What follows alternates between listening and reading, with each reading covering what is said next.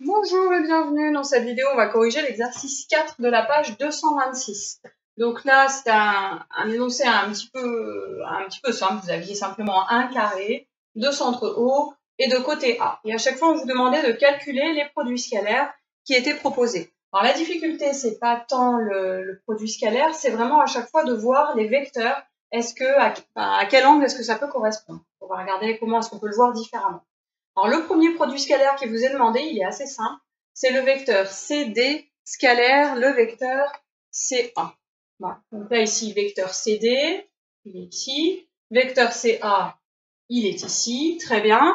Première chose que je remarque là, moi, c'est que j'ai le point C qui a la même origine. Donc, ça veut dire que l'angle concerné, là, ça va être l'angle formé par le vecteur CD et le vecteur CA ici. Donc, c'est l'angle là. Bon, alors là, je suis dans un carré. Je sais que donc tous mes côtés font la même mesure, je sais que j'ai des angles droits à chaque point, je sais que les diagonales se coupent dans leur milieu, et chacune des diagonales aussi va former une bisectrice de chaque angle. Donc là, mon angle, il va faire la moitié de mon angle droit, la moitié de pi sur 2, pi sur 4. Donc on va pas s'embêter à le justifier, d'accord? Là, maintenant qu'on est en première, quand même, c'est des propriétés que vous êtes censés connaître depuis là, au moins le collège.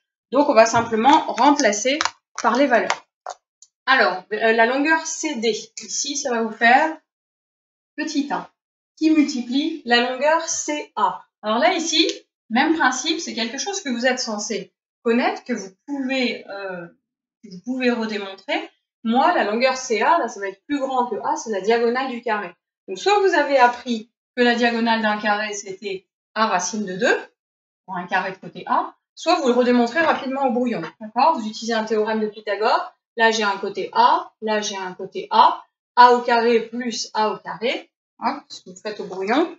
J'ai A au carré plus A au carré, qui va donc être égal à CA carré. Ok? Donc là, ça veut dire que finalement, j'ai 2A carré qui va être égal à CA carré, et donc j'obtiens que CA, c'est la racine carrée de 2A carré. Ce que je peux faire là ici sur la racine carrée du produit, c'est séparer ma racine carrée, ce qui va faire racine carrée de 2 fois la racine de A carré. Je sais que A est positif, donc ça va me faire racine de 2 fois A, racine de 2A. D'accord? Et ça, c'est un résultat que vous pouvez admettre par la suite. La diagonale d'un carré de côté A, c'est toujours racine de 2A. Donc je remplace ici fois racine carrée de 2A fois le cosinus de l'angle DCA.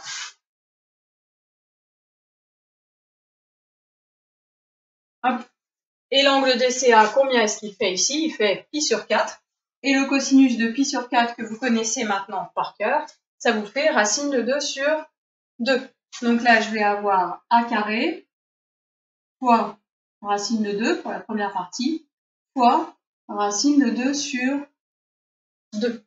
Racine de 2 sur 2 ici, qui va être multiplié par racine de 2, ça va me faire 2 au numérateur, divisé par 2.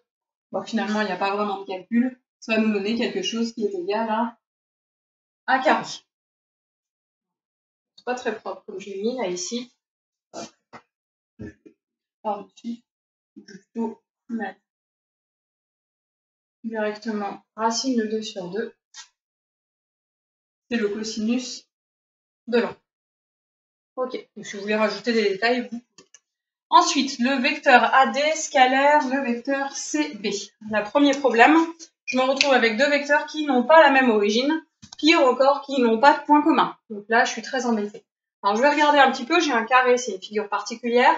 Vecteur AD est ici, vecteur CB est ici, et finalement, les deux vecteurs, ils sont pratiquement égaux. À une chose près, c'est que le vecteur AD, il va vers le haut, et que le vecteur CB va vers le bas. Donc, je vais remplacer mon vecteur CB par le vecteur DA. C'est la même chose, vecteur CB égale vecteur DA. Donc je vais simplement réécrire que c'est vecteur AD scalaire, et au lieu de vecteur CB, je vais écrire scalaire DA. Une fois que j'ai ça, c'est assez simple. Là, je vois que c'est à peu près le même vecteur. Il faudrait simplement qu'ils aient la même origine. Donc plutôt que de prendre le vecteur AD, je vais prendre moins le vecteur DA. Donc moins vecteur DA scalaire vecteur DA. Alors ça, c'est pareil, c'est une propriété du cours. Quand on a DA scalaire DA, c'est exactement le même vecteur, donc c'est dA au carré, parce que l'angle formé par mes deux vecteurs fait 0, et cosinus de 0 fait 1. Donc là, je me retrouve avec moins devant dA au carré. Donc moins dA carré, qui va donc être égal à moins 1 carré. Ensuite, pour le vecteur BD, scalaire, vecteur AC. Alors là, vecteur BD, scalaire, vecteur AC. Très bien. Alors à nouveau, j'ai à nouveau pas du tout la même origine et je suis un petit peu embêtée parce que justement, je ne sais pas de quel angle je vais parler. Donc je vais essayer de transformer là ces deux vecteurs de façon à avoir quelque chose qui a la même origine. Donc au lieu de parler du vecteur BD, ce que je peux faire, c'est parler du vecteur OD. Le vecteur BD, c'est 2 fois le vecteur OD. Vous voyez, les deux, ils passent par O, donc ça va être sympa de pouvoir regrouper les deux vecteurs en passant par O. Donc plutôt que BD, je vais dire que c'est 2 fois le vecteur OD. Donc 2 fois le vecteur OD, scalaire, et le vecteur AC, lui, c'est 2 fois le vecteur OC. Scalaire, 2 vecteurs OC.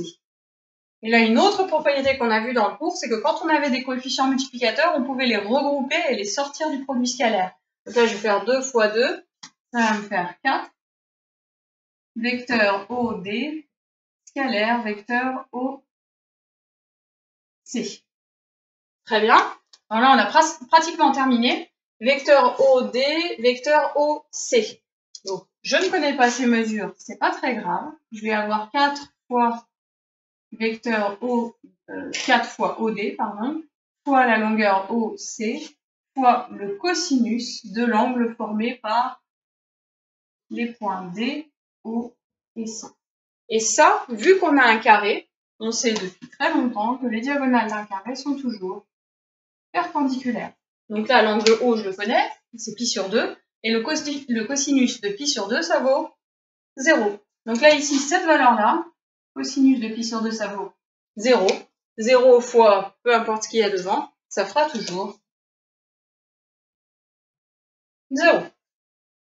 Donc BD scalaire AC est égal à 0, pas de souci. Alors, pour le suivant, OB scalaire AB.